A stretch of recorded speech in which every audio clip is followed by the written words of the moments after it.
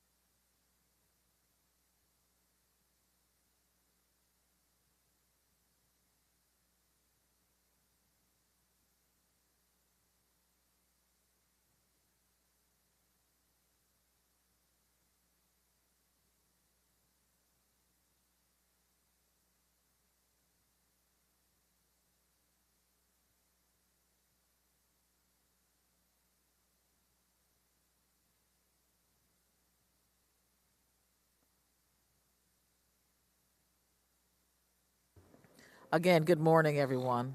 Our third panelist is on his way in, but we do need to begin. So the Subcommittee on Elections of the Committee on House Administration will come to order. I would like to thank the members of the subcommittee and my colleagues from the House who are here with us today, as well as our witnesses and all those in the audience for being here today. I ask unanimous consent that members have 5 legislative days to revise and extend their remarks, and that written statements be made part of the record. Hearing no objection, so ordered. I guess he's on his way in.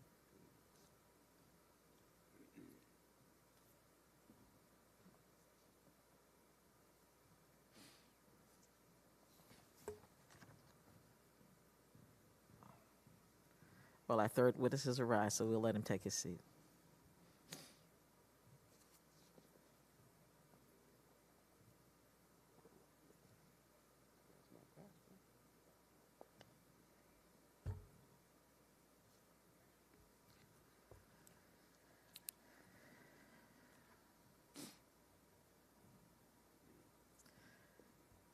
Good morning, my friend.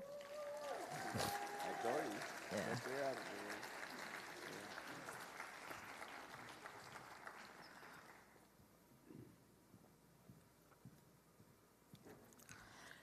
Good morning again. I want to thank Mr. Butterfield, our witnesses, and the people of North Carolina for joining us here today. I want to thank my distinguished colleague, again, Mr. Butterfield, for so warmly welcoming us to his district as we continue this important work. Congressman Butterfield has a long and exemplary record protecting the right to vote, and I am so grateful for the leadership he shows with our committee. We are here to examine the state of voting rights and election administration in North Carolina. I cannot think of a better place to continue our hearings to ensure that all Americans can exercise their right to vote. The right to vote is the core of what it means to participate in our democracy. The power of the ballot sets the direction for our communities, our families, and our lives. When the Supreme Court struck down a core provision of the Voting Rights Act in 2013, Chief Justice Roberts wrote, nonetheless, that, and I quote, voting discrimination still exists. No one doubts that, end quote. 2 months later, legislators in North Carolina proved that point. They rushed through an omnibus piece of legislation known by many as the Monster Law that slashed a week of early voting, mandated an overly restrictive form of photo ID that African Americans disproportionately lack, eliminated same-day voter registration, ended the counting of out-of-precinct ballots, and eliminated pre-registration for 16 and 17-year-olds. Fortunately, that same day, when the governor's signature was barely dry, a group of North Carolinians sued, and they put in years of work. They organized, and they won. As we are likely to hear this morning, a unanimous 3-judge panel for the Fourth Circuit found that the challenged provisions of the Monster Law were unconstitutional, a violation of the 14th Amendment, and a violation of what remains of the Voting Rights Act. The Fourth Circuit found that the new provisions targeted African Americans, and again I quote, with almost surgical precision, and clearly enacted with discriminatory intent. And so those challenge provisions of the law were blocked. We have with us today people from North Carolina who are leaders, fighters in the cause of justice. We are going to learn how much more we must do to ensure voting remains free and fair in North Carolina. This hearing and the others we are holding will help as Congress of the United States examines what must be done to ensure every eligible American can vote and have that vote counted. I would now yield to my colleague, Mr. Butterfield, for his opening remarks. Let me thank you, Congresswoman Marcia Fudge, for your friendship, and thank you for your leadership, and thank you certainly for your willingness to bring this field hearing to Northeastern North Carolina. When we first had the conversation about the location for this hearing, I told Marcia that my preference was Halifax County because it's a very dear county to me, but in the interest of convenience, since Raleigh-Durham was pretty close to the airport, it may be nice to have it at the NCCU School of Law. And so I gave her the option of those 2 locations, and she emphatically said, we need to go to Halifax County, North Carolina. And so thank you so much for your willingness to bring this hearing to this location. And thank you to the panelists for your willingness to share your valuable testimony today that will weigh heavily in future legislation to protect the right to vote. Now, I know my colleagues are laser focused on the developments in Washington today as the Mueller report is being made available to the Congress and to the public. Immediately following this field hearing, I will quickly, and I'm sure other members will as well, obtain a copy of the report and read it from cover to cover. Attorney General Barr has a solemn obligation as Attorney General to provide the American people with definitive answers about the President's conduct and whether President Donald Trump violated the trust that the American people have reposed in him. This report today contains the answers the American people deserve to see. Madam Chair, Halifax County is a significant portion of my congressional district.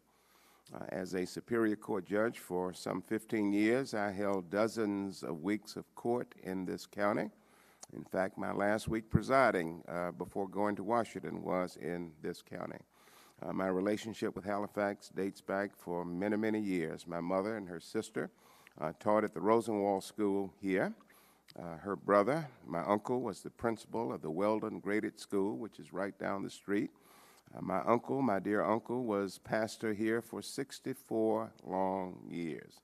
And so as a young lawyer, I found myself entangled in dozens of cases in this county, including representation of Mr. Horace Johnson in the Section 2 case of Johnson versus County of Halifax, which dismantled at-large commissioner districts and resulted in the creation of districts that have now elected 4 African-American commissioners out of 7, one of which is here today, the chairman of the Board of Commissioners, Mr. Vernon Bryan.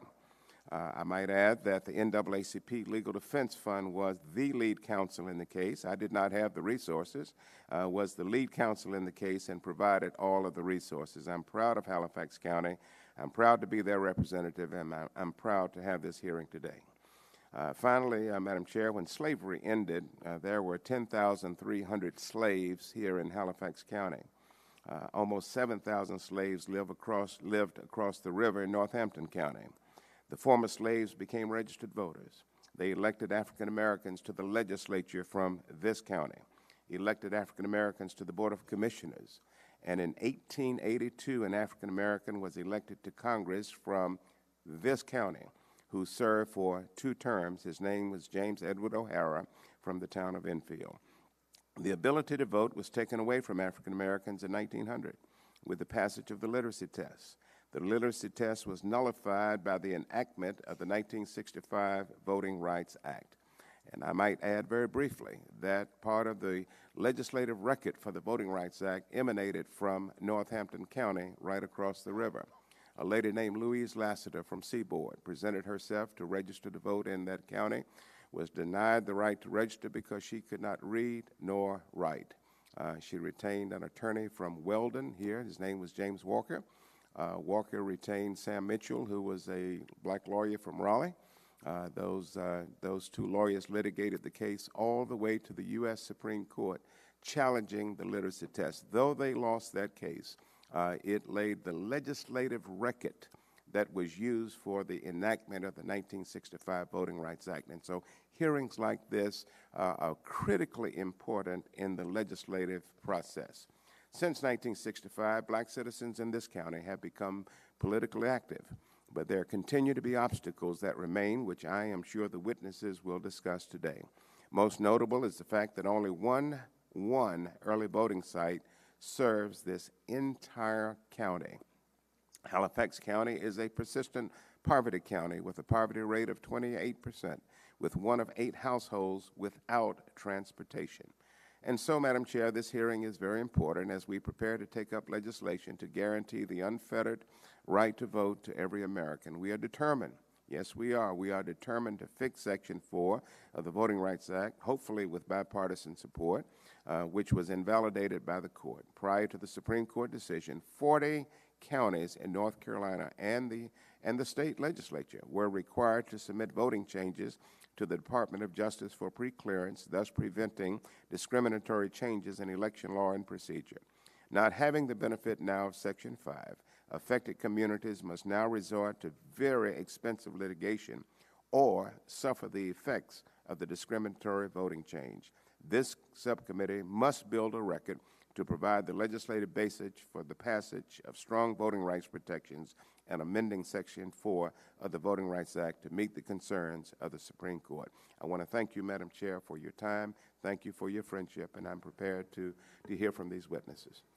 Thank you very much, Mr. Butterfield. It is now my pleasure to introduce our witnesses for today. First, we have Professor Irving Joyner, Professor of Law at North Carolina Central University School of Law, a leader in this state on the cause of voting rights, the rule of law, and the Constitution. Mr. Tomas Lopez, a leader with Democracy North Carolina, whose organization is on the front lines of protecting the right to vote. And last but not least, Dr. Reverend Barber, who is my good friend. Thank you. Nice to see you, sir. President and senior lecturer with Repairers of the Breach, whose moral leadership and activism has inspired generations of people in this state to push back against North Carolina's voter suppression and so much more. Mr. Joyner, we will begin with you. You will have 5 minutes. There's a lighting system. When the light turns green, obviously that means go. When it turns yellow, you'll have about a minute left. And when it turns red, I'd ask for you to try to close. Thank you, sir. You are recognized. Thank you for this opportunity to appear before you, Chairman Fudge, Congressman Butterfield. I want to thank you for coming here and giving me the opportunity to come to Halifax County again.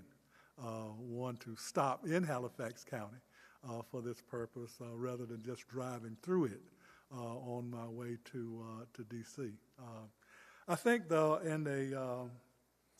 well, let me just introduce myself. You introduced me.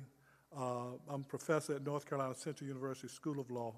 I chair the North Carolina NAACP Legal Redress Committee, and I've served as its legal counsel and have engaged in research in this voting rights area, as well as engaged in litigation of voting rights issues here in the state.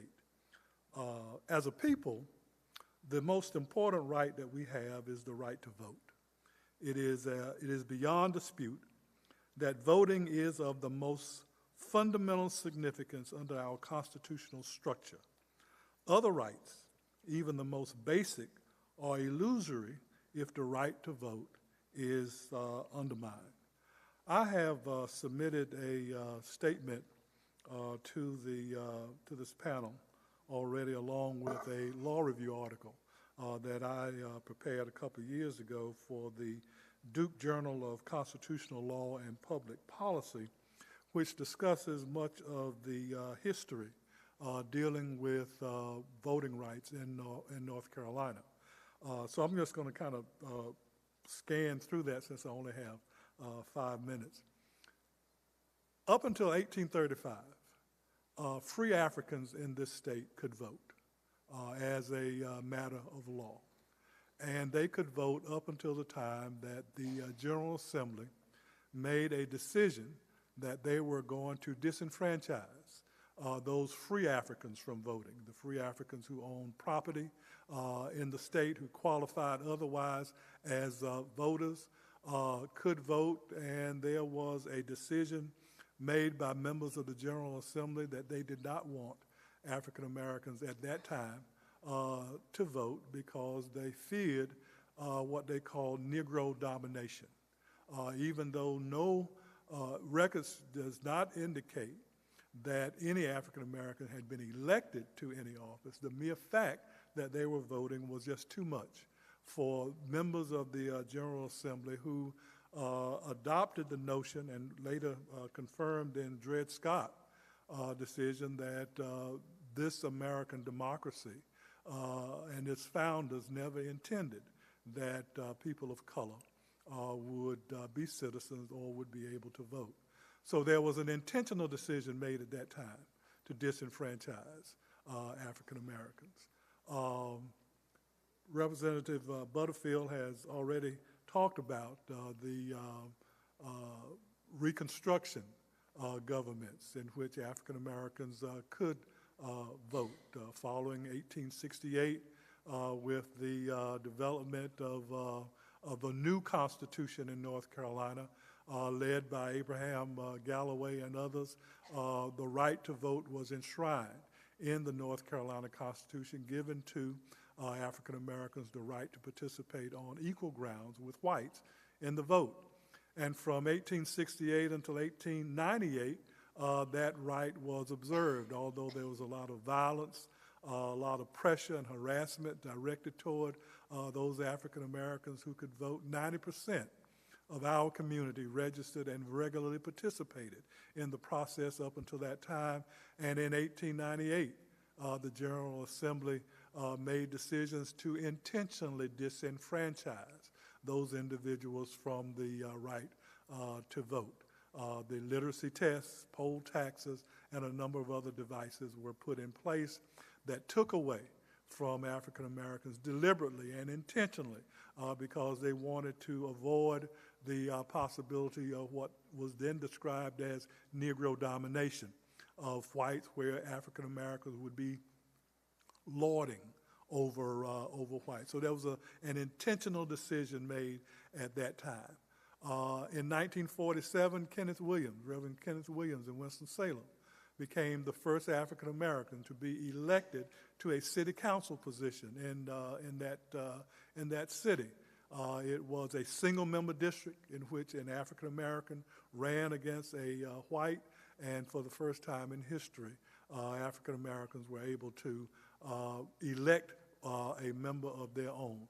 And after that, there was an intentional decision to get rid of the right to vote by multi-member districts and at-large campaigns that Representative Butterfield spoke to. I'm going to stop. My time is up, and I'll be available to answer any questions that you have.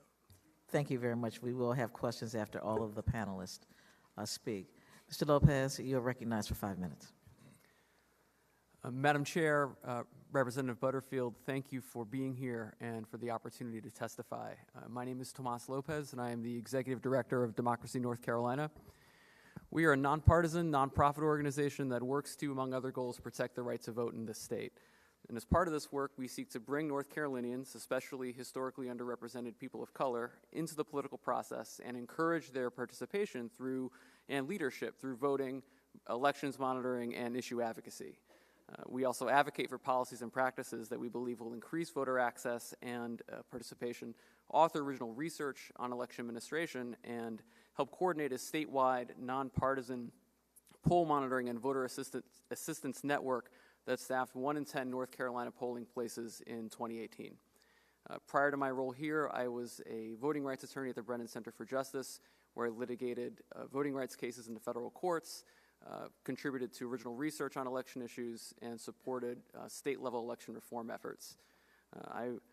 My written testimony speaks to a consistent, concerted, years-long effort to limit voter participation and impact in North Carolina for the sake of short-term political advantage. That includes things like the 2013 Monster Law. I want to focus my comments here on a more recent development, and that's the impact of efforts to revive elements of the 2013 law, namely through revived photo ID requirement and through recent reductions to early voting. As to the ID requirement, last year in 2018, the North Carolina General Assembly placed onto the ballot a measure that requires photo ID in order to vote. It was broadly worded, did not provide specifics as to what kind of ID would be required, and no word of what kind of ID would be required was provided prior to the referendum in which it was put into place. Following that election, but prior to the seating of a new General Assembly, where there was no longer a supermajority, the legislators put in place a ID requirement that looks very similar in wording to the original law from 2013 that was overturned in 2016. Key difference in that law, or at least a surface level difference in that law, is that this new law provides for the use of student and employee IDs for voting. The problem that has been emerging in practice is that while the law says that you can use student IDs to vote, what we've seen is that, as written, the law requires universities, colleges, and community colleges to attest under penalty of perjury as to citizenship verification, imposes administrative challenges that have discouraged campuses from applying, and has led to a situation where there are a total of 37 community colleges, and universities out of over 100 eligible institutions that have even applied to get their student IDs to be usable in 2020. And of those, 11 campuses were denied, including the 10 constituent universities of the University of North Carolina system, which include the flagship in Chapel Hill and one historically black college. The General Assembly is considering legislation that would modify these requirements, including by lifting the attestation requirement. That measure passed the State House, but it's unclear what will happen with it in the Senate. The second issue I want to raise is early voting. Last year in June, the legislature passed a law, S325, that requires counties to stage early voting for the same hours across all sites. And while uniformity presents theoretical benefits, it has in practice reduced the availability of early voting. See, what happened in the past was counties, especially in low-resourced areas, made early voting available at different times across a variety of locations during the early voting window. But the 2018 law makes this impossible by requiring counties that are early voting sites to be open for the same amount of hours if they are open during the week. And so what's happened is that the most popular way to cast a ballot in North Carolina, which is before Election Day, which is early voting, is less available. So we have 43 counties reducing the number of early voting sites in 2018 compared to the last midterm, 51 that have reduced the number of weekend days offered, 67 that have reduced the number of weekend hours. In 8 counties where a majority of voters are black, 4 have reduced sites, 7 have reduced weekend days, and all 8 reduced the number of weekend hours during early voting, and none saw increases in sites and early or weekend options. Now, this map up here shows Halifax County. In 2012, 2014, and 2016, there were 3 early voting sites here in Roanoke Rapids, Halifax, and Scotland Neck. After the 2018 law required this uniformity, we're left just with an early voting site in Halifax. Last year's election, midterm election, had very high turnout. It was across the state, across all demographic groups, dramatic increases. There were only 3 counties that actually had reduced turnout. 2 were counties that were directly affected by Hurricane Florence in pretty dramatic ways, and the other was Halifax County. We see as a whole the cumulative effects, and I realize my time is running here. The experience in North Carolina across these issues and the set of things that we'll be talking about this morning speak for Congress to do 2 things. First is to restore the full protections of the Voting Rights Act in a way that's responsive to the way in which voting discrimination happens today. And the second is to ensure, like legislation like H.R. 1, to ensure that government is playing the role that it should be in facilitating real participation in the political process. Thank you very much. Reverend Barber, you're recognized. Thank you, Madam Chairwoman, and to Congressman Butterfield as well. That the word for vote and voice in Hebrew is the same word. And here we are in Holy Week, and it says, Jesus said in Holy Week, no matter what else we do, if we do not attend to justice, we have left undone the weightier matters of the law. I'm also a member of the National Board of the NAACP and President Emeritus of the North Carolina NAACP, and we must have a full restoration of the Voting Rights Act in this country. Here in North Carolina, we have spent the better part of a decade defending our state against an all-out attack on voting rights. In 2008, North Carolina's 15 Electoral College votes went to America's first black president, and it sent shockwaves through a racially polarized, white-dominated Republican Party that had, since the time of Nixon, banked on winning elections in the South through campaign strategies that stoked racial tensions and suppressed the vote. When this Southern strategy failed to deliver in 2008 and was instead defeated by a multiracial fusion coalition in North Carolina, right-wing extremists scrambled to invest unprecedented sums of money in state legislative races, resulting in an extremist takeover in 2010. The governor would veto an attempt to put in place a photo ID in 2010, but could not veto the racist redistricting maps that were put in place. The majority put them in place, redrew both the state legislative districts and the U.S. congressional districts in their favor. This was an act that was coordinated by the former Speaker, now Senator Tom Tillis, and a host of other regressive lawyers led by Thomas Farr. When they made those new maps, it allowed for a supermajority to be elected in 2012. This supermajority, when elected in 2013, immediately began to introduce legislation and voting options and to block voting policies that would block the expansion of the electorate that we had fought so hard for. It would take us 8 years to overturn these efforts, 8 years to overturn what this supermajority that was in place because of sweeping unconstitutional racial gerrymandering. In 2013, they passed the Senate Bill 666 during this very week, Holy Week, 666. It was the worst attack on voting rights we'd seen since Jim Crow. Then they tabled it and they waited.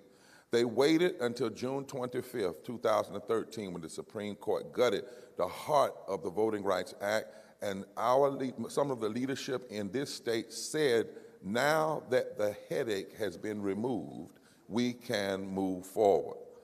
Immediately, just hours after the Shelby ruling was handed down, the leadership then of the North Carolina General Assembly announced that because of the headache has been removed, they would move forward now with the monster voter suppression law, the monster voter suppression law.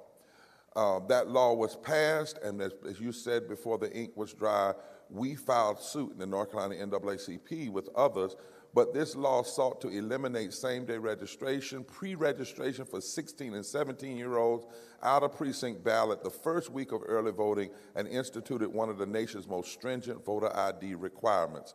And we have been battling for 2,023 days today, 5 years, 9 months, and 24 days since the Voting Rights Act was gutted in 2013. This monster voter suppression law was the worst of its kind after Shelby in the nation, and it was only possible because of the pre-clearance protection was no longer in place.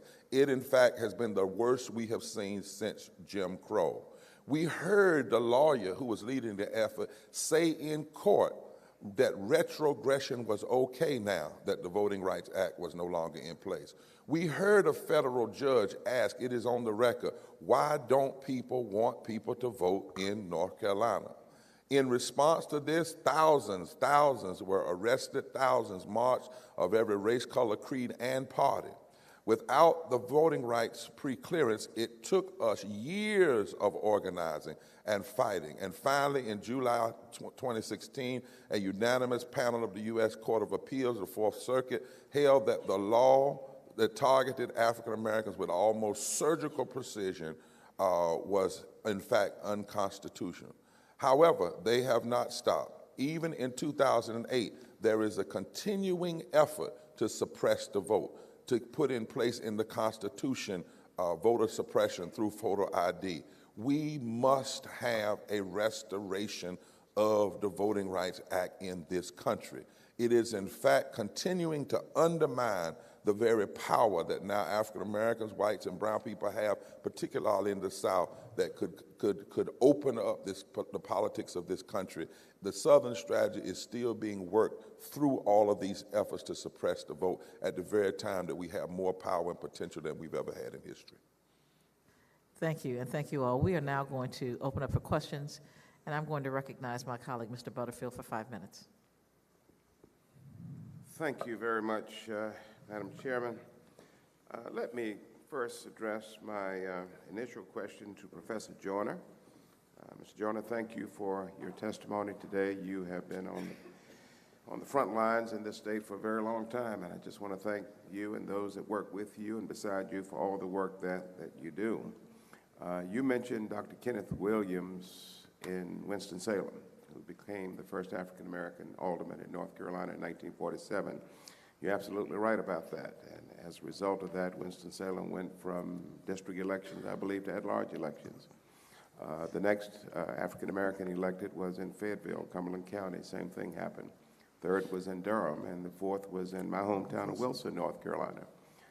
After the African-American candidate won in Wilson in 1953, in 1957, the city changed without notice, changed the method of election from district elections to at-large elections, and the African-American candidate lost miserably in 1957. I remember it so well. I was 10 years old, and I have the same name as the candidate who lost that election. But the question that I raise is it critical to minority communities to have district elections? Is there a benefit? Is there a leveling of the playing field when you have fairly drawn election districts?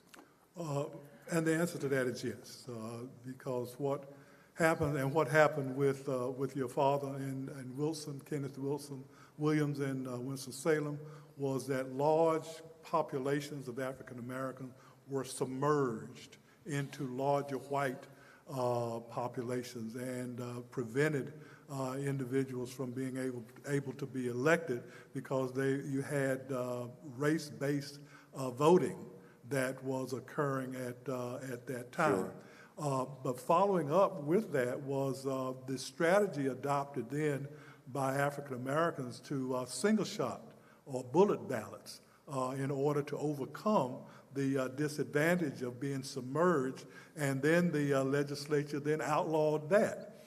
Made it illegal for you to single shot. We are notorious for cutting off witnesses, so please don't take this personal, but the 5 minutes go pretty fast. The next question, do at-large elections still exist? Do you still encounter at-large elections, or are they a relic of the past?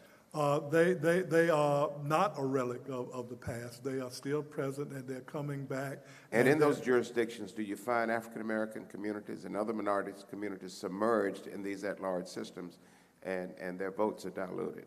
Yes, that is correct. And do these jurisdictions every 10 years redistrict as they're supposed to, according to law? The smaller districts typically do not. But on the state level, they redistrict, but typically at the smaller level. City Council, County Commission, Board of Education? Yeah, they don't. All right. Mr. Lopez, as I have little time left, let me again thank you for your testimony as well. You mentioned Halifax County as an example of a county that has only one early voting site in the whole county. I've been coming to Halifax County for more than 50 years, and I can tell you firsthand, this is a large county. It stretches from Littleton on the west end to Scotland Neck on the east end. That's a long ways. And a substantial number of households do not have transportation. And to have only one early voting site in the county, do you find that to be problematic? It's deeply problematic, sir. I have a statement, Madam Chair, from the chairman of the Halifax County Board of Elections. Her name is Kristen R. Scott, Elections Director. I have a record that I would offer for the record that explains the difficulties encountered by her office in funding multiple locations of early voting. Without objection, so ordered. Thank you, Madam Chair. Now, you mentioned voter ID, Mr. Lopez. I believe the original voter ID law passed by the legislature was struck down by the court. Yes. Which court struck that down? That was the United States Court of Appeals for the Fourth Circuit. That's a federal court. Yes, sir. Right. And then I believe the legislature came back sometimes later and adopted a constitutional amendment and that proposition was placed on the statewide ballot. Is that correct? Yes. And then that constitutional amendment was struck down by which court? There was a state court in North Carolina that struck down the amendment that said basically that because the legislature that passed it was unlawfully constituted per a federal court decision as to gerrymandering, that really this violated North Carolinian constitutional principles as to its authority to actually pass amendments. And finally, is it true that the legislature is of the opinion that they can still continue with the voter ID law because of the enabling legislation, notwithstanding the unconstitutionality of the amendment? That is my understanding, and my understanding is that they are also appealing the state court decision. So unless something changes, we will have voter ID in 2020. Yes, and I would say in addition to the actual amendment legislation, the enabling legislation is also being litigated. Thank you. I yield back. Thank you. Let me just ask each of you, if there was two things that you would say that the federal government needs to do to assist you in your efforts to make sure that North Carolinians are treated fairly, that we can once again give some confidence back to the people that we are doing all we can to be sure that everyone has the right to vote, what would those couple of things be? And we'll just start with you, Professor Joyner, and just go straight across. Well, I want to adopt everything that's been said already about the Voting Rights Act and its importance. What I would add to that is that we need to have an independent voter protection agency as a part of the federal government to regulate and oversee efforts to guarantee that this fundamental right is honored. Voting is a fundamental right, and it is just as fundamental as is communications, as is election financing, and there are independent agencies at the federal level to oversee that. We have lost faith in the Justice Department to protect our rights, so therefore we need something more permanent than that, and it ought to be in the form of an independent agency with the authority and power to oversee and regulate voting. Okay, so then you would not support the position that the Department of Justice should still do pre-clearance? I would not personally, in light of egregious decisions that's been made by that agency in the past years. Okay. Mr. Lopez.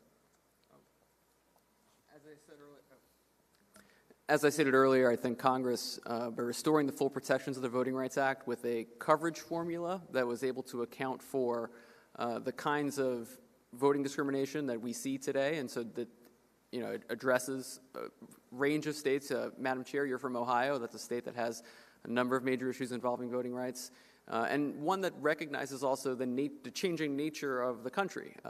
North Carolina's citizen voting age population increased by 7.1% between 2012 and 2017, and Spanish language limited English proficient citizens, that population increased by about 40% in that time.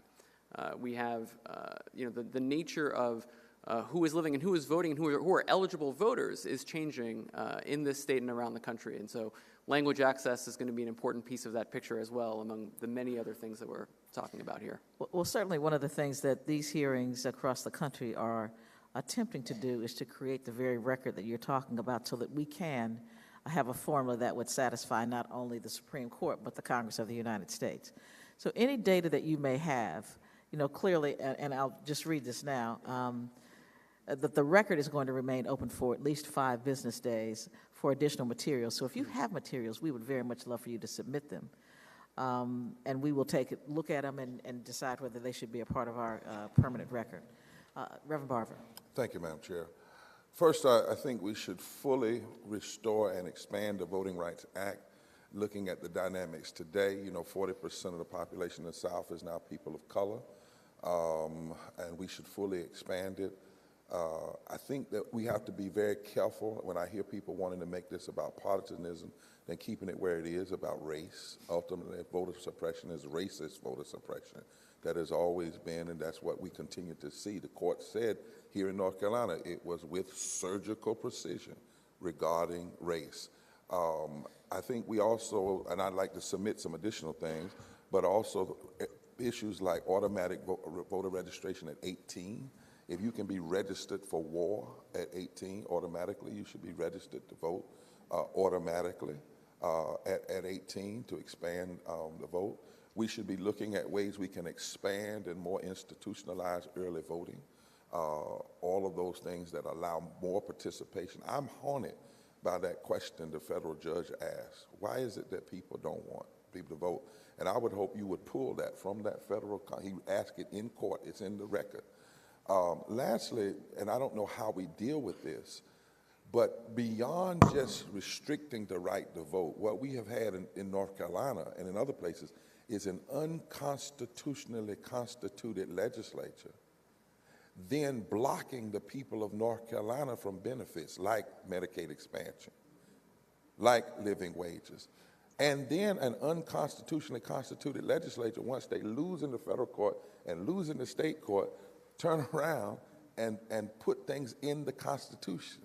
And somewhere that is very troubling, that you can be elected by procedures that the courts say is unconstitutional, but use your unconstitutional, ill-gotten power to then implement policies that affect people from their voting rights to their wages, to how we address poverty, to women's rights, to immigrants' rights.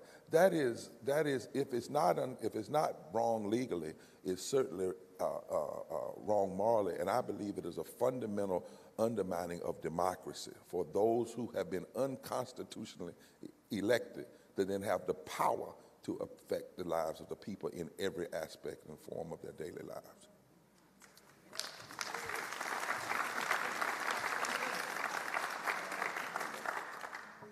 As we conclude, let me just use this last minute to again thank the 3 of you for your testimony. It's been very valuable. And I just want to reassure you, we were in North Dakota 2 days ago in Bismarck, North Dakota on an Indian reservation, and one of the witnesses there was very concerned that this would be an exercise in futility, that we were just politicians coming down just to check it off of a list. But I want to assure you that your testimony today will be in the official congressional record. We are the Elections Committee for the United States House of Representatives, and what you have said today will benefit us greatly. We are having 7 field hearings across the country. We've already been to Brownsville, Texas, and Atlanta, Georgia. This week we're in North Dakota. Next, of course, we're here today. Next week we're in Cleveland, Ohio. I don't know how we got to Cleveland, Madam Chair, but that's the chair's hometown. And then we traverse down to Birmingham, Alabama, and then we conclude in Broward County, Florida. And so I just want to use my last minute just to assure you that this is just not a political exercise. This is the real deal, and it's creating the official record that will be used to legislate on voting rights in the United States Congress. Thank you very much for your testimony. Thank you. Let me just ask this one last question. And I think you all have touched on it, but how do segregation and poverty create an additional barrier to voting, especially in places like Halifax County? It just goes right down the line. You start, please, Professor Joyner. Well, among other things, it erodes the trust that people have in the process and in the system. It erodes the belief that the system is serving them fairly and serving them well and is looking out for their best interests.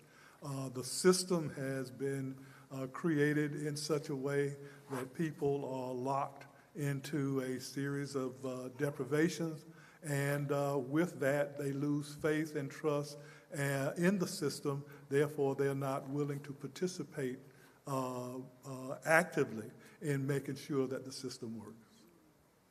Mr. Lopez. In some sense, democracy is a deal, that in exchange for your participation, your engagement, your needs are addressed. And where people see their needs not being addressed, they don't see the value in participating, as Professor Joyner stated. I would also say that it also makes alternatives to democracy and alternatives to participation more appealing, so that when you're told that the answer doesn't have to come from voting in this way, the answer doesn't have to come through certain kinds of solutions, you may be more open to that. I would also say that there are clearly ways in which these laws have been structured to place barriers that are especially difficult to surmount for people who have these things that they're dealing with. And so that's why transportation access, food access, the ability to be a member participating in the economy are all things that actually do matter as democracy issues. Thank you. Dr. Barber. Yes, Madam Chairman. There was a concept that we used in our fight called an impoverished democracy. And that impoverished democracy says that when you deny things like early voting that we fought for years to put in place, finally won expansions in 2007 before the 2008 election, that you are undermining people who every day of their lives have to fight just to exist and may not be able to be off on election day. We actually believe election day ought to be a holiday. And they can't, but early voting allows them, Saturday voting, to get there. When they don't have that, that's a form of an impoverished democracy. Photo ID, when you make people, as God rest her soul, our dear plaintiff, Rosanelle Eaton, before she died, she testified and was on the record of how many miles she had to travel and gas she had to spend. And she had voted for years, 50, 60 years. But under the new law, it prohibited her. She had to try to get this new ID. That's a form of poll taxing in the 21st century. But here's the other piece of it. We in the Poor People's Campaign, a national call for a moral revival, have done a mapping. And that mapping is we mapped every state that has got engaged in racist voter suppression, particularly since 2013. And we then overlaid that map with poverty. And this is what we found. And I can introduce this into the record, that every state that has massive racist voter suppression law elects politicians who are adversely against the poor. And so the same states that have racist voter suppression laws have the highest poverty, the highest child poverty, the highest women in poverty, the most adamant politicians against living wages. They all blocked Medicaid expansion. They all have policies that hurt women, the LGBT community, and immigrants. And ironically, the states that have the worst voter suppression elect politicians who end up passing policies that hurt mostly white people because the majority of the poor are white in terms of raw numbers, even though the majority of poor per capita are black. So in this state, there's almost 2 million poor and low-wealth people. There are 140 million poor and low-wealth people in this country. And all of the states that have voter suppression have the worst policies towards the poor. So if you only knew that a state had racist voter suppression, you could hypothesize that that state is backwards when it comes to living wages, health care, workers' rights, labor's rights, protection of the immigrant community, protection of the LGBTQ community. So voting rights targeted, voter suppression targeted at black people ends up hurting all people because it is fundamentally against democracy.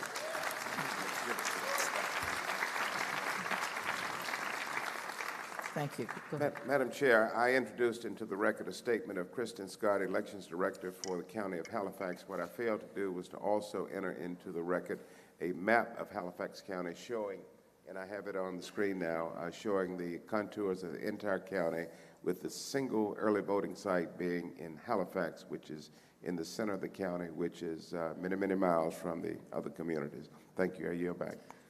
No objection, so ordered. Thank you. Let me just close by saying a couple of things. Clearly, we know that our neighborhoods and our schools are probably as segregated now as they were in 1968. What we know that people of color in this country have been singled out for precisely the kind of voter suppression that we're talking about here today. Now, we have colleagues who believe that there is fraud in this country in voting. But the woman you're talking about who voted for 50, 60 years and then all of a sudden she couldn't vote anymore, to me it's an abomination to who we are as a nation. We are here to be sure that we can create the kind of a record that is going to be satisfactory to at least get a formula back in place. Because if we don't, it will get worse. It will not get better. As an African American, I know what it means to be an African American. And I understand that it's hard to be black in America today. But I also know that it is hard to be poor in America today. It is hard to be a woman in America today. So we all have to come together to be sure that we can make America live up to her promise, that all of us have the unabridged, unfettered right to vote. And I thank you for being here today to talk about what it is you think we need to do, because there is much we need to do. We cannot change people's attitudes, but we clearly can change the law. So I thank you all so much for being here, and I appreciate your time. Thank you so much.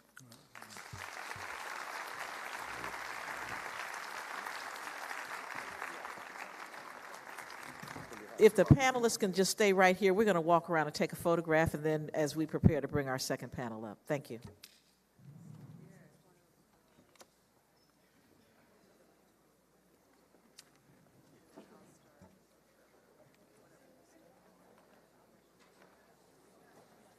Is this congressional water? Holy water. I'm going to take a bottle of it if it is.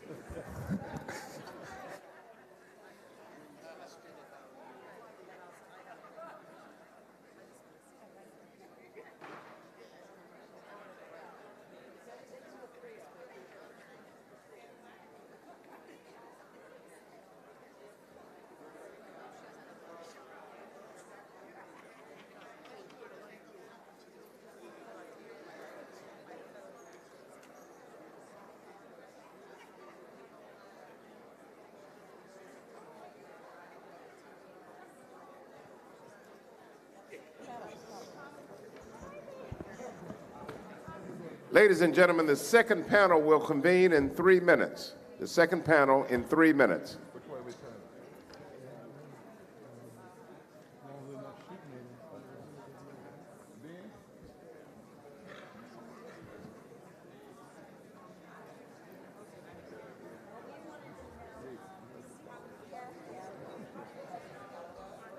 This ain't over,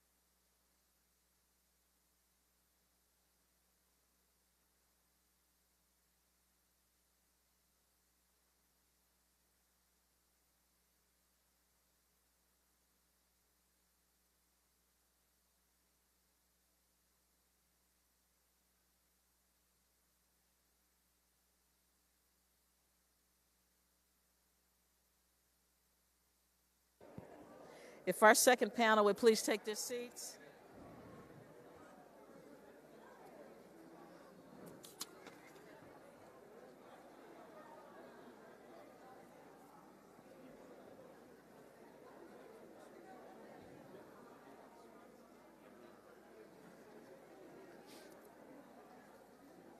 What was? No, that's fine. I was going to say, come here 1 second. Good. What was her problem? What was her problem? She's taking whatever I said. Right, and that's why I inserted myself. And I Okay. No, you should have. because I wanted to remind the on tape that this is an official congressional hearing and what the subject matter was, so that no one, if she doesn't cut it out, they'll understand why you put the answer. Well, she's not. If she puts. Thank you all so much. Let us begin our second panel. So if you can either take your seats or take your conversations out of the area, we'd like to begin. Yeah. Thank you so much. It is now time for our second panel. Let me begin by introducing Senator Dan Blue, who is a member of the North Carolina Senate, where he serves as the chamber's minority leader. He also previously served as Speaker of the House in North Carolina and is a tireless leader in this state. Welcome. Caitlin Swain is co-director of Forward Justice. Ms. Swain has litigated challenges to North Carolina's voting laws and works at the intersection of law, policy, and civil rights in the South. And last but not least, Justice Patricia Timmons-Goodson, Vice Chair of the U.S. Commission on Civil Rights. Justice Timmons-Goodson was most recently an Associate Justice of the Supreme Court of North Carolina from 2006 to 2012, and before that was an Associate Judge on the North Carolina Court of Appeals and a District Judge of the 12th Judicial Circuit.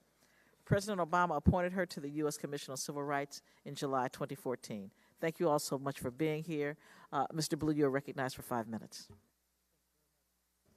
Thank you very much, Madam Chair and Congressman Butterfield. We're glad you're in North Carolina conducting this hearing.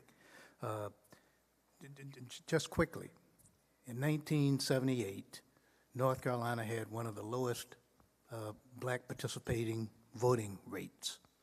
Over the next 30 years, by 2008, North Carolina had one of the highest black participation rates in elections.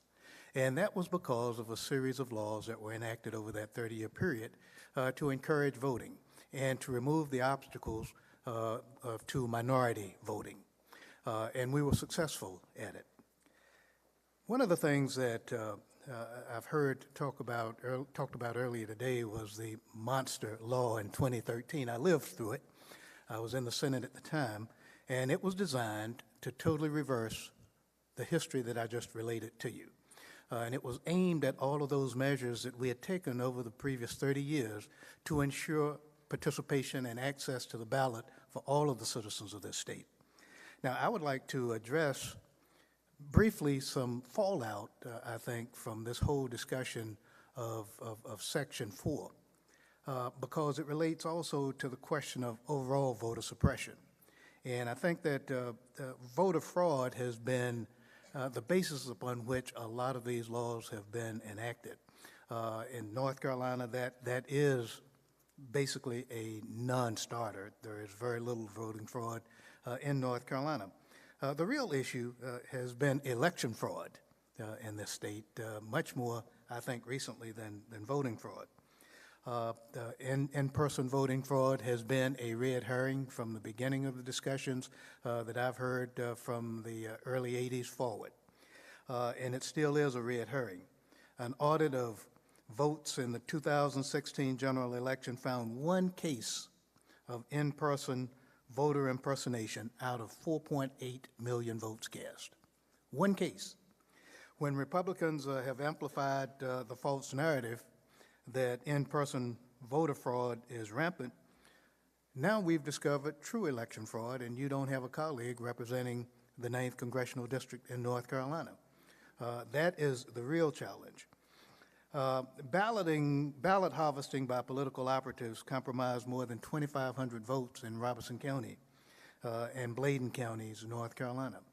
So it's the election fraud as opposed to the voter fraud that is the real challenge to us here. and we've been chasing this problem that's not a problem. But to date, North Carolina General Assembly passed yet another voter ID law, claiming that it's going to prevent voter fraud. And nothing has gone on in a discussion of what we do about voter harvesting. The real cost of voter ID in the state, and we made this argument, is that this legislation that was enacted last year, this new amendment to our state constitution, puts a tremendous burden on the state and local boards of election.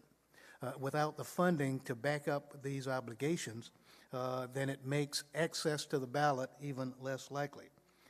You've heard the testimony of the distances that people travel, but as importantly, it will cost $17 million to implement a photo ID requirement without any funding having been provided specifically for that.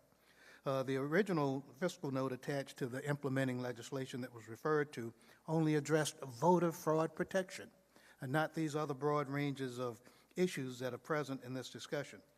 While local boards of election are tasked with creating new photo IDs, we haven't given them the funding to do it.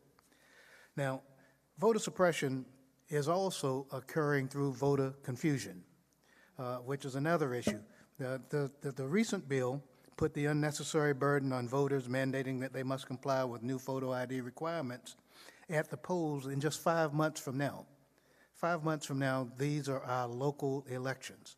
And so we have a requirement for voter ID without any implementation for providing it. Of the 850 universities, colleges, government agencies, and tribes, only 72 applied for their voter identification requirements to be approved. Among them, 12 of North Carolina's 17 UNC system schools were rejected for failing to meet the statutory requirements.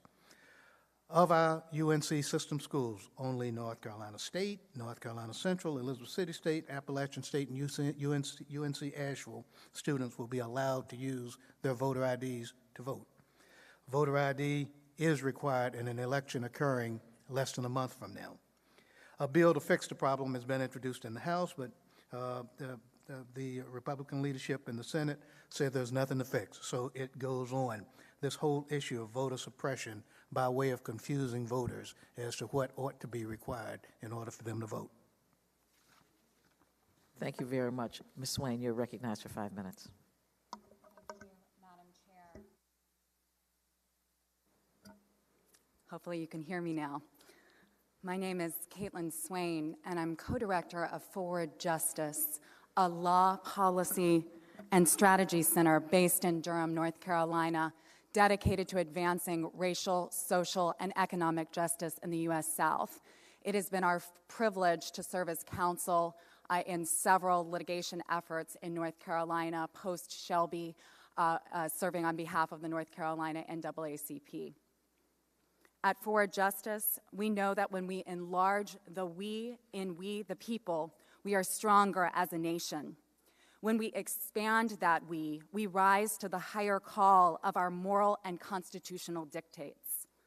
Freedom from racial discrimination in voting is not a partisan value. It is how we measure the guarantee of our shared commitment to a free, fair, and inclusive democracy. Yet, in North Carolina and across the nation, our commitment to perfecting the union is in crisis. For the better part of a decade, shamefully, history is repeating itself. Post-Shelby, as you've heard today, and as this committee is well aware, North Carolina has infamously become the testing ground for a crushing avalanche of anti-voter and racially discriminatory voter suppression policies.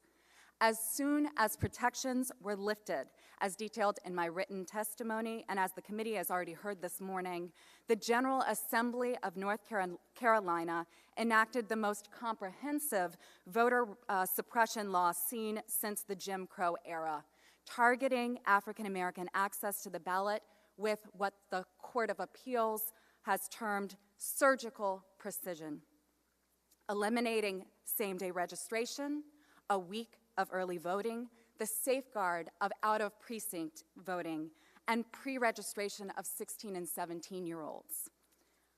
and also enacting one of the strictest discriminatory photo voter ID laws in the nation. We know that photo voter ID in North Carolina is a solution in search of a problem. While the North Carolina NAACP and many other plaintiffs, including 96-year-old Mother Rosanelle Eaton, who you heard about earlier this morning, ultimately succeeded in eliminating the law in historic litigation, untold damage was done in the 3 intervening years before that decision came down and was ultimately supported by the U.S. Supreme Court. Right after the victory in 2016, as I detail in my written testimony, the fight did not end. There are intersecting barriers to the right to vote at the local level, including early voting access issues that Tomas Lopez spoke about earlier today, as well as voter purge issues, which I have given detailed information about. I'll speak to one of those issues. On the eve of the 2016 election, during the 30 days before Election Day, a challenge was made to the registration of 100-year-old Grace Bell Hardison based on an unreturned mailing. Ultimately, what we discovered in our investigation is that that challenge was a part of a mass systematic removal strategy in this state. Again, while we were victorious in the ultimate litigation, harm was done as we continue to have to divert our resources toward litigation and away from enfranchising voters. Access to the ballot should not be a party line decision. We all have a stake in returning dignity to our democracy, and we know what works. And yet, as soon as the Supreme Court decision ultimately finding that the North Carolina NAACP v. McCrory case would be law took place, the General Assembly leadership came forward and said that they would be pursuing a constitutional amendment to enshrine voter ID in the North Carolina Constitution. And I just want to note, obviously we've spoken about this today, but a quote from the General Assembly leadership at that time, the Republican General Assembly leadership, that the goal was to mute future court challenges. We must restore the Voting Rights Act pre-clearance regime.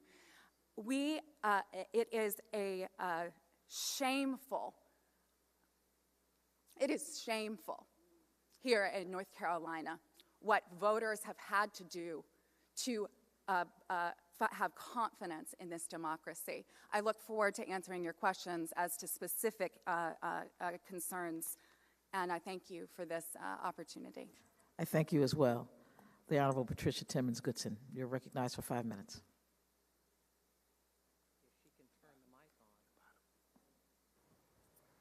Thank you very much. Chairwoman Fudge and Representative Butterfield, thank you so very much for inviting me to appear today. I am Patricia Timmons-Goodson.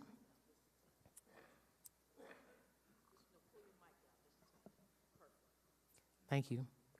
I am Patricia Timmons-Goodson, Vice Chair of the United States Commission on Civil Rights, and I come before you today to speak about our 2018 Statutory Enforcement Report entitled An Assessment of Minority Voting Rights Access in the United States.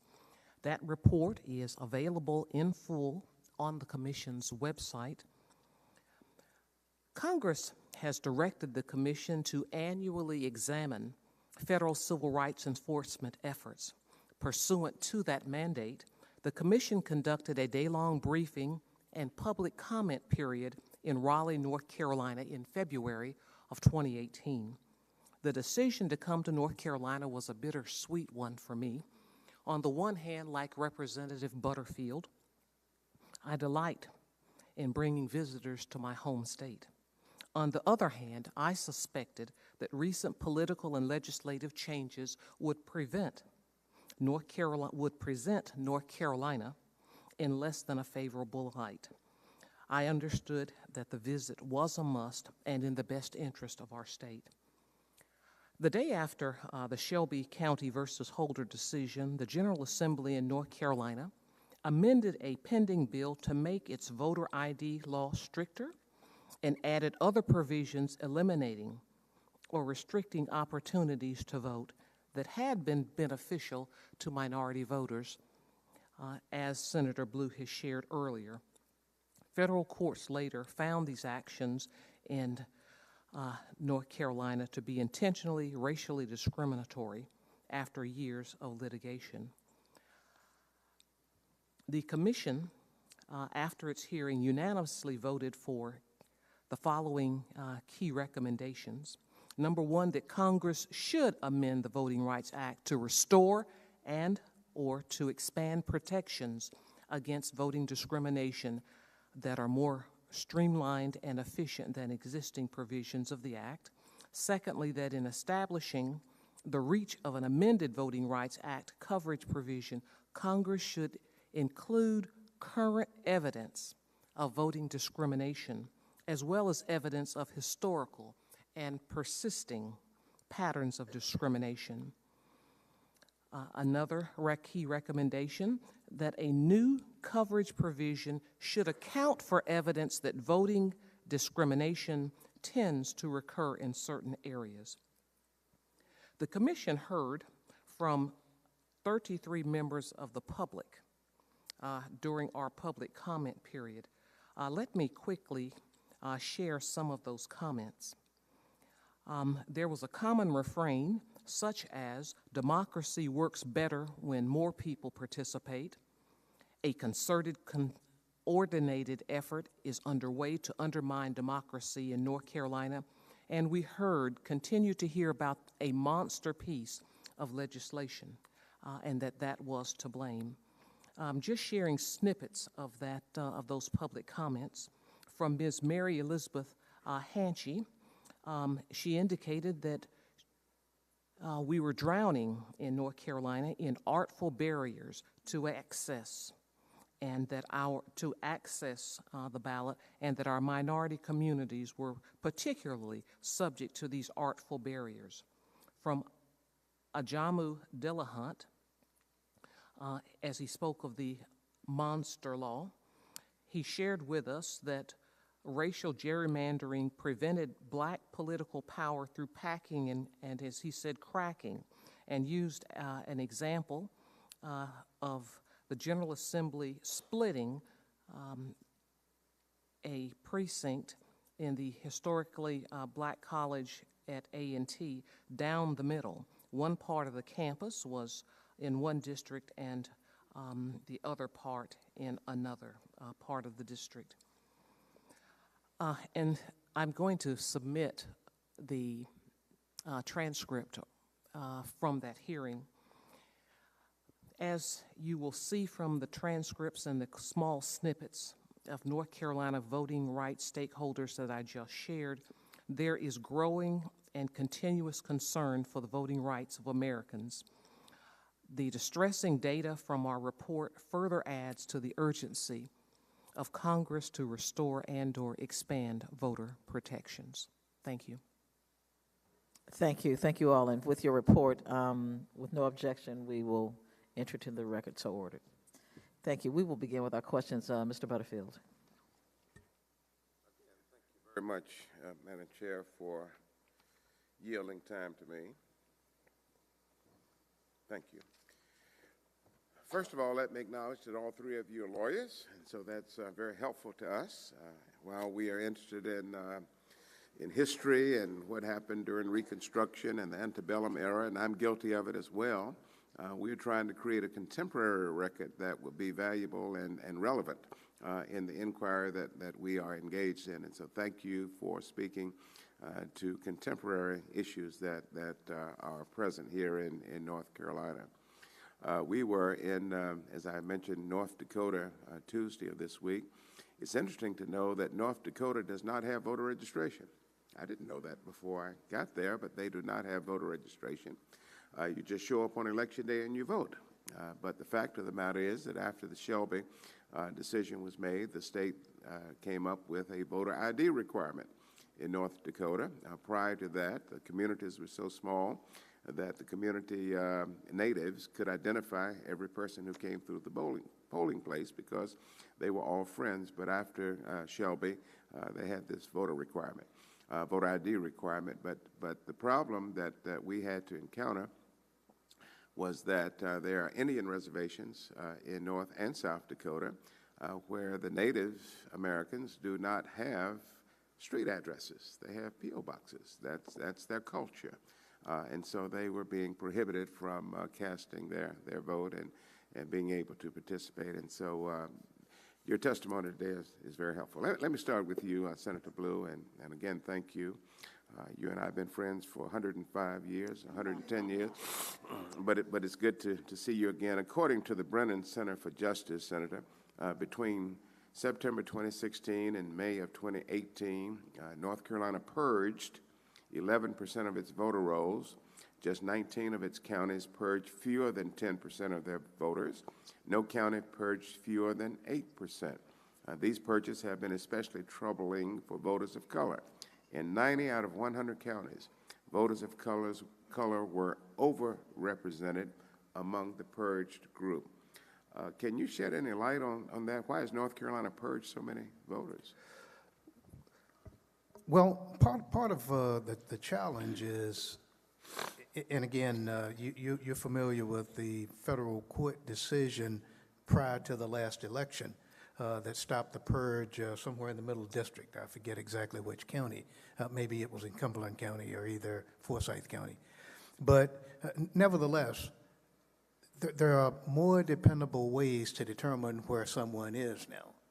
And simply mailing a postcard, whether it's one of those post office boxes in South Dakota, or mailing it to someone that you know is mobile, and determining that as a sole reason to purge someone is not a way to do it in 2021, in 2020 rather. You can find out where someone is using much more modern techniques now, rather than just sending a postcard to find out whether they've moved if they haven't voted in the last two presidential elections. So I think a lot of it is updating our way of determining one's whereabouts using modern technology rather than 400-year-old technology. Sometimes even modern technology has its flaws. We had a witness in North Dakota who said that they came up with a scheme that you call 911 if you didn't have a street address, and the technology would identify your location. And they identified this fellow's location as a liquor store, which is obviously where he didn't live. But anyway, to you, Caitlin Swain, thank you. Let's talk about preclearance for a second. You know, I practiced voting rights law for a very short period of time, and even I did not recognize in the beginning the power and effectiveness of Section 5 preclearance. It was a powerful tool until it was suspended by the court. It was essentially at no cost. The burden of proof was on the jurisdiction seeking to obtain a change in election procedure, and the jurisdiction had the obligation to submit the data and the request to the Department of Justice for preclearance. Sometimes there was preclearance, sometimes there was not preclearance, but there was no cost associated with it, and it was very effective if you had a fair Department of Justice. On the other hand, Section 2, which was the provision that we used here in this county, very expensive. When I did it years ago, it was in the hundreds of thousands of dollars, and now I suspect it's in the millions of dollars to fully litigate a Section 2 claim. Without preclearance, the time and expense of protecting the right to vote has increased. Litigation can be costly. Sometimes lawsuits can't be decided very quickly. So my question is, can you describe the sorts of resources that are necessary to litigate voting cases? Where does this money come from? Absolutely, Congressman Butterfield. Yeah. And I'm running out of time, so if you could, you know, truncate your response. Yes. I'd be happy to. Yeah. In the Section 2 litigation that we've spoken about today, the council altogether estimated more than $10 million of costs just on the plaintiff's side. That was close to doubled when you also include nonprofit groups' estimates of the cost that we took on, as well as the state's cost in bringing in private counsel to represent the governor as well as the General Assembly. All of those costs are borne disproportionately by the taxpayers of this state now, as well as by the as well as a non monetary cost, which is that the burden is on the voters now, and I have detailed that. And Ms. Timmons-Goodson, if you would give an addendum to that, has the loss of preclearance made it more difficult to track these changes at the local level that could have a discriminatory effect? It absolutely. From the Civil Rights Commission perspective. From the Civil Rights Commission's perspective, it certainly has made tracking more difficult. At one point, there was a single source or a limited number of places that we could go to get the information, but when it's left to individual citizens and organizations to do the filing, it makes it far more difficult to track them. Thank you. Thank you. I yield back. Thank you. Before we go any further, I was asked a question by someone in the audience about if the audience could ask questions. This is an official congressional hearing, so it does not allow for audience participation by way of asking questions, just so that you would know that we're not ignoring you. It just happens to be an official hearing. Senator Blue, now I was talking to some of my sorority sisters last night, and they were telling me how the state legislature some few years back did everything they could to make it difficult for educators and the young people they educate by changing lots of rules. Now I see that they are making it difficult for people to vote. What do your colleagues say if they are ever asked, what is it that they have against hardworking people or against poor people or against people who just want to participate and have their rights? What do they say? They don't say, Congresswoman. It's just that their belief is that the fewer people who vote, the better their chances for sustaining themselves. That's what we experienced in the redistricting, in the thought that the more people that I exclude from it, the more regressive the policies I adopt are, and they're not able to do anything to me about that. I think that Dr. Barber described it pretty adequately. When you put extra burdens on people who are already overburdened, then they're going to have to make choices as to what they choose to do. And so they will choose not to vote if it's more difficult, if you got to spend money to go vote. The question that Congressman Butterfield asked me about the purging, if in fact you know that the poorer people are less likely to own their homes and are more likely to rent, they're going to be moving to different places, different apartments and stuff, and they're more subject to being purged. And that, there's data that backs that up, and so they look at that as they make the decisions. It's not a desire to get 100% represented democracy. It's a desire on their part, at least as I see it, to get representation for the people who agree with them and not the people who might have a different experience or a different idea as to how government ought to operate. You know, it's interesting to me, and GK said that we are all lawyers. The Constitution doesn't say you can only vote if you vote in every election. It didn't say that if you skip 2 or 3 that you can't vote. The Constitution doesn't say that. The Constitution says you have an unabridged, unfettered right to vote. So I really believe that purging is unconstitutional. And for all of those who constantly want to recite the Constitution and talk about First Amendment and read it when we start Congress, they really don't care anything about the Constitution. Because if they did, they would make it easier for people to vote and not harder.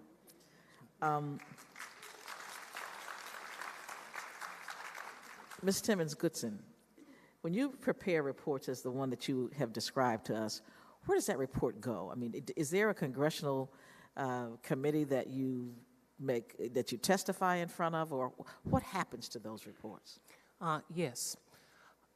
The commission, upon deciding the issue that we're going to examine, commences to bring together experts in and on a particular issue. So those experts may come from government, may come from the academy, may be regular citizens, and they testify much as we're doing here today.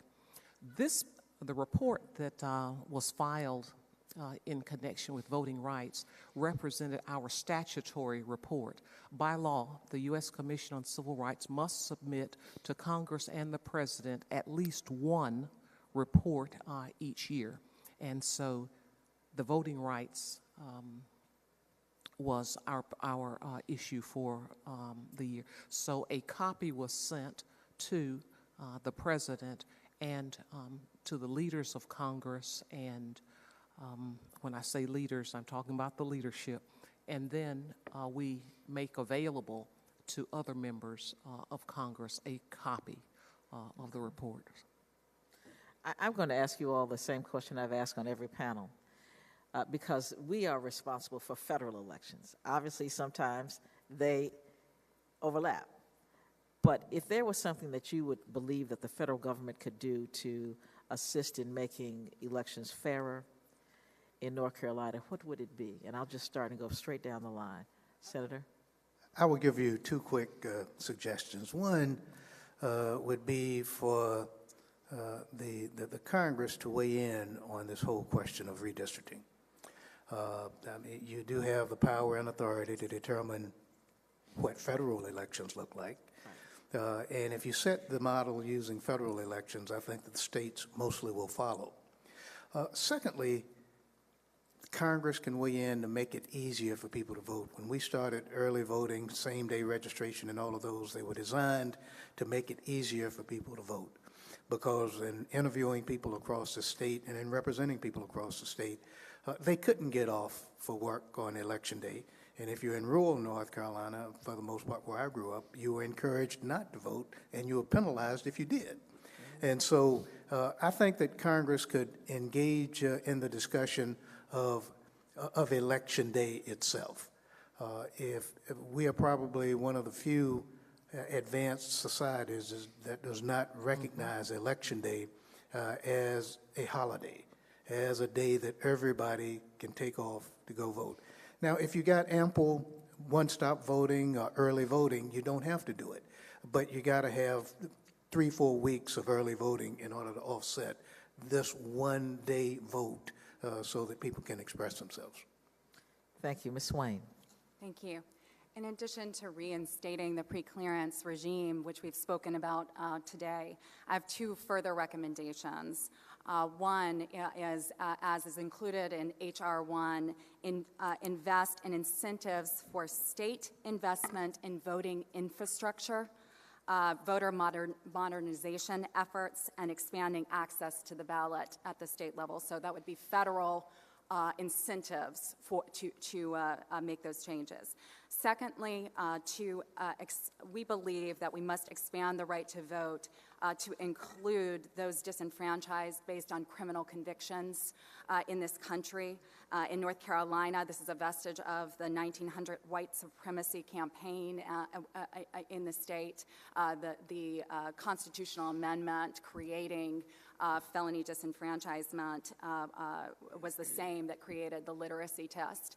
The Congress does have a role to play in this, though these are also state-based laws, and I believe that is also included in the current version of H.R. 1. We would endorse that here in North Carolina. Thank you so much. Thank you. Ms. Timmons-Goodson.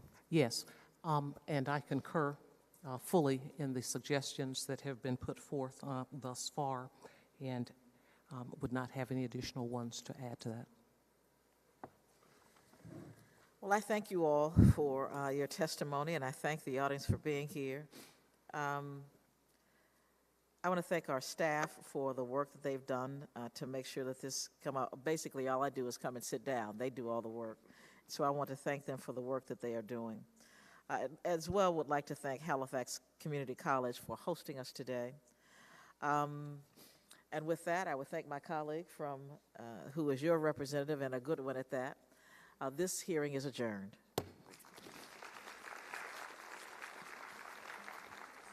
And if you all could come up so we can take a photograph as well.